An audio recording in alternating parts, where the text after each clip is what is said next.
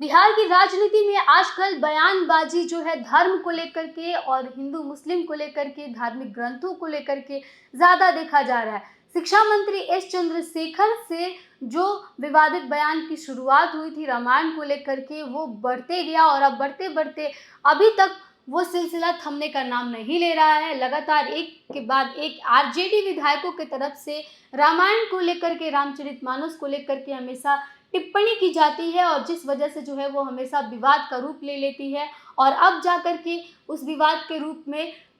BJP के पूर्व विधायक आशा सिन्हा ने राजद की सद्बुद्धि के लिए सुंदर पाठ का आयोजन कर दिया। सुंदरकांड पाठ का आयोजन आशा सिन्हा ने किया, जिसमें उन्होंने ये कहा कि वो आरजेडी की सद्बुद्धि के लिए ये सुंदर पाठ का आयोजन कर रही हैं ताकि आरजेडी को जो है सद्बुद्धि आए। आखिर रामचरितमानस को लेकर के जो नया विवादित बयान है जो रीतलाल यादव ने दिया है, उसकी वजह से जो है एक बार फिर आरजेडी पर यह सवाल खड़ा होता है कि बार बार आरजेडी के नेता और मंत्री इस तरह का बयान क्यों देते हैं। हम आपको वीडियो में पूरा विस्तार से बताएंगे कि क्या कुछ मामला है, क्या रीतलाल यादव ने ऐसा कह दिया जिसकी वजह से जो है बीजेपी पूर्व विधायक और नेता आशा सिन्हा ने उनके लिए सुंदर कांड पाठ का आयोजन कर दिया और ये जो है एक बड़ा विवाद का रूप लिया जा रहा है। उससे पहले नमस्कार, मैं प्रिया, आप देख रहे हैं द बिहार प्रोजेक्ट।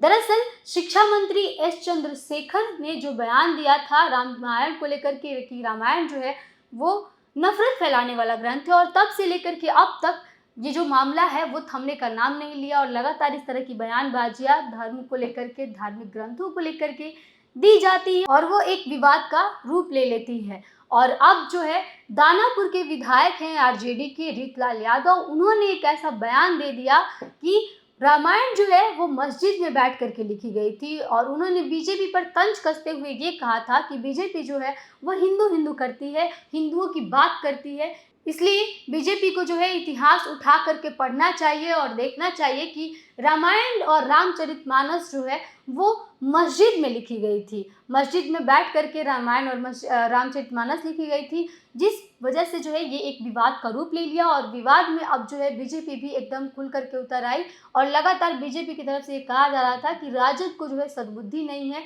और राजद ये बताए, रीतलाल यादव ये बताए कि आखिर वो कौन सा मस्जिद था, कौन ऐसा जगह था जहां पर बैठ करके रामचरितमानस लिखा गया था। अगर उनको सद्बुद्धि नहीं है तो ये इस तरह की बयानबाजी ना दे, क्योंकि ये सिर्फ एक वोट बैंक की राजनीति करने के लिए इस तरह का बयान देना कहीं से भी सही नहीं है। और इसको लेकर के अब जो है दानापुर की पूर्व विधायक रह चुकी हैं आशा सिन्हा, उन्होंने आरजेडी की सद्बुद्धि के लिए सुंदरकांड पाठ का आयोजन किया। शनिवार के दिन लखनी बीघा मठ में उन्होंने ये आयोजन किया, जिसमें उन्होंने सुंदरकांड पाठ के दौरान ये कहा कि वो आरजेडी की सद्बुद्धि के लिए ये सब पाठ करवा रही हैं और रीतलाल यादव से उन्होंने कड़े कड़े सवाल पूछे और कहा कि रीतलाल यादव इस तरह की बयान देते हैं कि रामायण जो है और रामचरितमानस वो मस्जिद में बैठ करके लिखी गई है, तो रीतलाल यादव रामायण रामचरितमानस आखिर क्या बेऊर जेल में बैठ करके पढ़ रहे थे, उन्होंने उसी दौरान पढ़ा था क्या, जिस वजह से वो इस तरह के बयान दे रहे हैं। और इस तरह का बयान वो तभी दे सकते हैं क्योंकि उन्हें वोट बैंक की राजनीति करनी है और इसको लेकर के उन्होंने कड़े कड़े सवाल खड़े कर दिए आरजेडी पर। और अब जो है एक तरह से देखा जा रहा है कि लगातार जिस तरह से ये धार्मिक ग्रंथों को लेकर के बिहार में टिप्पणियां की जाती है, ये एक बड़ा सवाल खड़ा करती है राजनीतिक पार्टियों पर कि आखिर क्यों बार बार नेताओं और मंत्रियों की तरफ से और लगातार इस तरह की बयानबाजी की जाती है हिंदू को लेकर के, मुस्लिम को लेकर के, मंदिर मस्जिद को लेकर के और धार्मिक ग्रंथों को लेकर के। जिस तरह से विवाद वाले बयान दिए जाते हैं, विवादित बयान दिए जाते हैं, वो अब कहीं ना कहीं नेताओं का शौक बनते हुए दिख रहा है। और अब जो है ये एक बड़ा सवाल खड़ा करता है कि क्या बिहार की राजनीति में सिर्फ धार्मिक ग्रंथ रह गए हैं, क्या बिहार की राजनीति में सिर्फ धर्म रह गए हैं, क्या बिहार की राजनीति में सिर्फ जातिवाद रह गया है, क्या बिहार की राजनीति से महंगाई, भ्रष्टाचारी,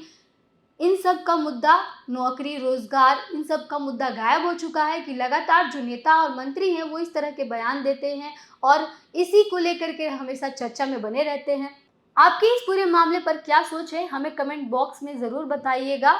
तब तक के लिए बने रहिए हमारे साथ, देखते रहिए बिहार प्रोजेक्ट। धन्यवाद।